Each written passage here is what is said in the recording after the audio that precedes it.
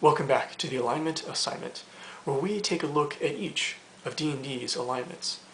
Today we look at Chaotic Evil, an alignment for when you're not looking for anything logical, and you just want to watch the world burn.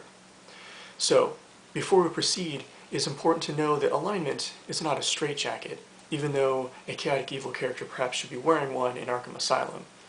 Instead, your character's actions determine their alignment. It is not their alignment that constrains nor determines their actions. So, Chaotic Evil, what does it mean? We will break it into its two halves of chaos and evil. So, first, chaos. This is freedom. This is living your way. It's not caring for the rules and laws and society and social mores. They don't care about that. It is the wind in your hair after you steal a cop car. That is chaos. Now, the evil half. This is when you win that prestige, when you win that power, and when you win that plunder. It is all for you. Now, and it is to the abyss with anyone that gets in your way. So, which half of this alignment does a character favor, and how does this affect them? If they appreciate the chaos half the most, they are completely unpredictable. The only thing that you can rely on is that you cannot rely on this character. You cannot predict them. Well, perhaps you can if you're Batman and you have the crime computer, but for everyone else, being Chaotic Evil, that is the ultimate freedom. It is not, in fact, the alignment of Chaotic Neutral that is truly free. It is the alignment of Chaotic Evil, because they are completely free of everything. Morality, restraint, constraint. They have dashed it all to the ground, and they live with no regrets, and they feel that it is better to burn out than to fade away. Now, the evil half. This is full indulgence. Nothing will stand before this character. Anything that they do not like, they destroy. They cast it to the floor. All is brought down before this character. Now, a Chaotic Neutral character is free for freedom's sake. They enjoy having it themselves. Chaotic Evil characters, they couldn't care less about your freedom. They are free for their own sake. It is all about them, and they will do whatever they want. It is the classic alignment of, I don't take shit from nobody. So, what moral quandaries might a Chaotic Evil character have? At first this might seem impossible, and it is very difficult to present them to Chaotic Evil. But, being the alignment of ultimate freedom and ultimate gain, what does this mean when a Chaotic Evil character sees an extreme reward, but they will have to serve someone else? They hate this sort of thing. But it may be the devil and it may be the Lord, but you must serve somebody. And a group of rampaging Chaotic Evil orcs, they might serve the Hobgoblin Alliance in order to bring in all that looted plunder that the Hobgoblins have promised them. But of course the orcs, oh yeah, they can't wait until it is time to betray their Hobgoblin masters. But those lawful evil Hobgoblins, of course they've been playing the orcs from the very get-go. And they will be using them as human shields in every single battle. This is when two moral quandaries of two different alignments come together and create some vicious conflict. So, who is Chaotic Evil?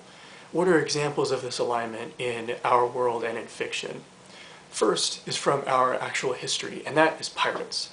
But not the fun kind of pirates, not the sailing around looking for treasure and drinking grog and humping manatees because they think they're mermaids. Not those kind of pirates.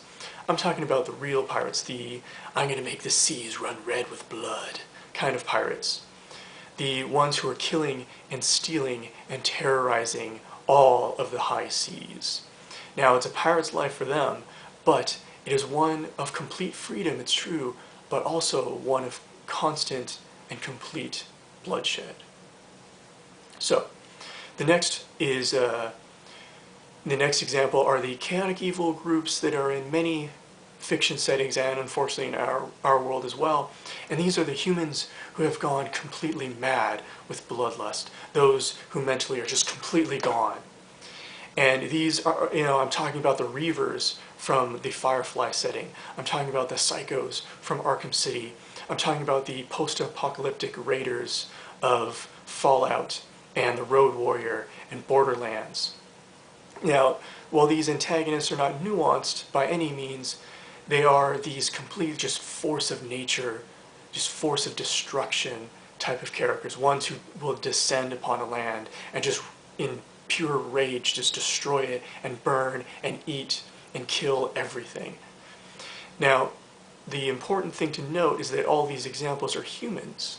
When a tribe of mad rampaging orcs and ogres and gibberlings do these same sort of things, it doesn't have the same impact because that's just what they do. But when it is a human, that is when the player characters can look at them and say, but for the grace of Lathander go I. It is always gnawing at the back of their minds that sufficient desperation and sufficient trauma can turn any sort of character into one of these rampaging types of raiders.